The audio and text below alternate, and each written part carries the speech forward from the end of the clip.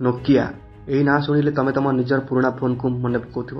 ସେହି ମଜବୁତ 3310 ଯାହାର ବ୍ୟାଟେରୀର ଚାର୍ଜ କେବେ ସରି ନଥିଲା ଆଉ 100 ଥର ପଡ଼ିଲା ପରେ ବି ମଧ୍ୟ ଭଲ ଭାବରେ ଚାଲୁଥିଲା। କିନ୍ତୁ କ'ଣ ହେଲା ସେହି ଫୋନ, ଯେଉଁ ଫୋନ କମ୍ପାନୀ ଯେ ପୁରା ଦୁନିଆ ସାରା ରାଜ କରୁଥିଲା, ଆଜି ସେ ଦୁନିଆ ଭିତରେ ହଜିଯାଇଛି। ସମସ୍ତଙ୍କୁ ଲାଗୁଥିବ ଯେ ନୋକିଆର ସମୟ ସରିଯାଇଛି। କିନ୍ତୁ କ'ଣ ନୋକିଆର କାହାଣୀ ସତରେ ସରିଯାଇଛି? ନାଇଁ, ସେମିତି ବିଲକୁଲ ବି ନୁହଁ।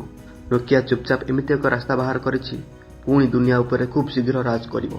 ହଁ, ଯେଉଁ ବ୍ରାଣ୍ଡକୁ ସମସ୍ତେ ଭୁଲି ଯାଇଛନ୍ତି ପୁଣି ସେ ଫେରିଛି। ତାହାର କାରଣ ନୋକିଆର 5G ଟେକ୍ନୋଲୋଜି।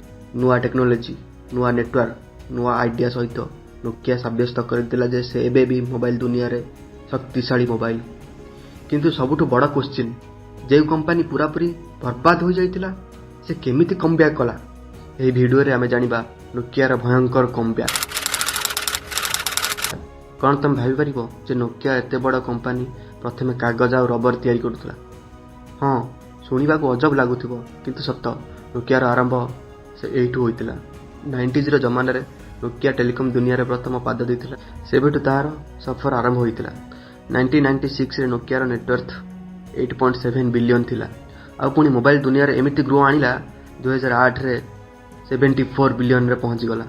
ନୋକିଆ ଫୋନ୍ ବହୁତ ମଜବୁତ, ଲଙ୍ଗ ଲାଷ୍ଟିଂ ଥିଲା। ସେଥିପାଇଁ ସମସ୍ତେ ବହୁତ ପସନ୍ଦ କରୁଥିଲେ। ଯେମିତି ଟେକ୍ନୋଲୋଜି ବଦଳିଲା ସେମିତି ଲୋକଙ୍କ ପସନ୍ଦ ବି ବଦଳିଲା। ଏବେ ଲୋକ ମଜବୁତ ଫୋନ୍କୁ ଛାଡ଼ିକି ସ୍ଲିମ୍ ଡିଜାଇନ୍, ଆଡଭାନ୍ସ ଫିଚର, ସ୍ମାର୍ଟଫୋନ୍କୁ ଆପଣାଇଲେ। ନୋକିଆର ମଜବୁତ ଫୋନ୍ ତେବେ ସେଇଟା ହିଁ ବୋଝ ହୋଇଗଲା। ନୋକିଆ ଧୀରେ ଧୀରେ ଡାଉନ୍ ହେବାକୁ ଲାଗିଲା। 9 ଜାନୁଆରୀ 2007ରେ ବହୁତ ବଡ଼ ମୋବାଇଲ ଦୁନିଆର ଟର୍ଣ୍ଣିଂ ପଏଣ୍ଟ ସାବ୍ୟସ୍ତ ହେଲା।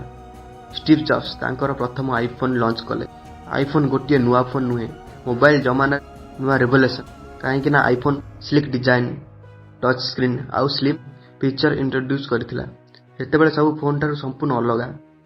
ଲୋକ ଏହି ନୂଆ ଫୋନ୍କୁ ଦେଖିକି ଆଶ୍ଚର୍ଯ୍ୟ ହୋଇଗଲେ। ମୋବାଇଲ ଦୁନିଆରେ ବଡ଼ ପରିବର୍ତ୍ତନ ଆଣିଥିଲା। ଆଉ ଗୋଟେ ପଟେ ସେତେବେଳେ ନୋକିଆ ମୋବାଇଲ ଦୁନିଆର କିଙ୍ଗ ହୋଇଥିଲା। ନୋକିଆ ଏହି ନୂଆ ଟେକ୍ନୋଲୋଜି ସିରିୟସଲି ନେଲା ନାହିଁ।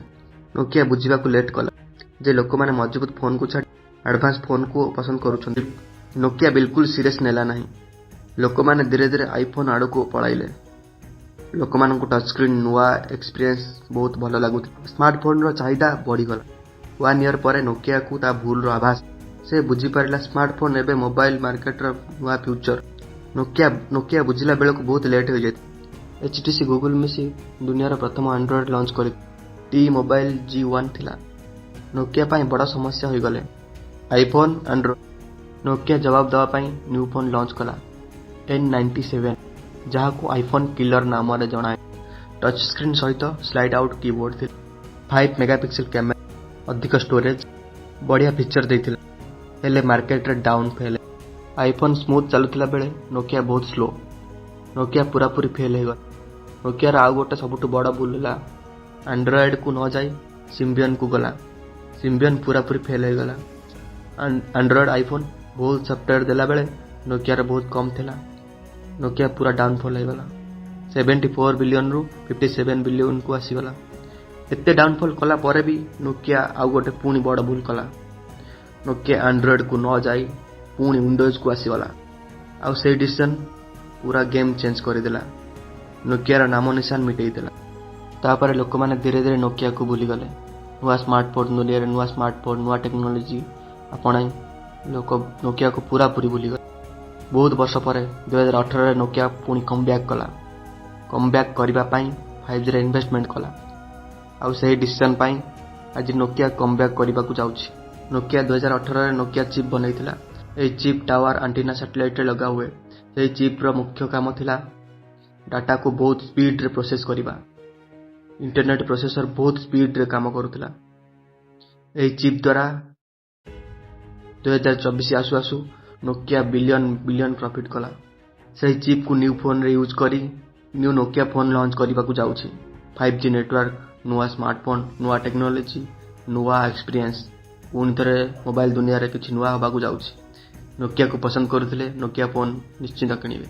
ଯିଏ 90sର ଜମାନାରେ ନୋକିଆକୁ ଧରିଛି ସେ କେବେ ଭୁଲିବ? କେବେ ବି ଭୁଲି ପାରିବନି। ନୋକିଆ ପୁଣି ମାର୍କେଟରେ କ୍ୟାପଚର କଲେ ସମସ୍ତେ ଗୋଟେ ଗୋଟେ କିଣିବ। ମୁଁ ବି ଗୋଟେ କିଣିବି, ଦେଖିଆ କ'ଣ ହେଉଛି। ଭିଡ଼ିଓଟି ଭଲ ଲାଗିଥିଲେ ସବସ୍କ୍ରାଇବ୍ କର ୟାର, please please please please please subscribe କର, ଲାଇକ୍ ବି କର। एमती लाइक सब्सक्राइब कले किसी नुआ नुआ वीडियो मुझे बनवाई motivate heavy please please please please subscribe करो थैंक यू।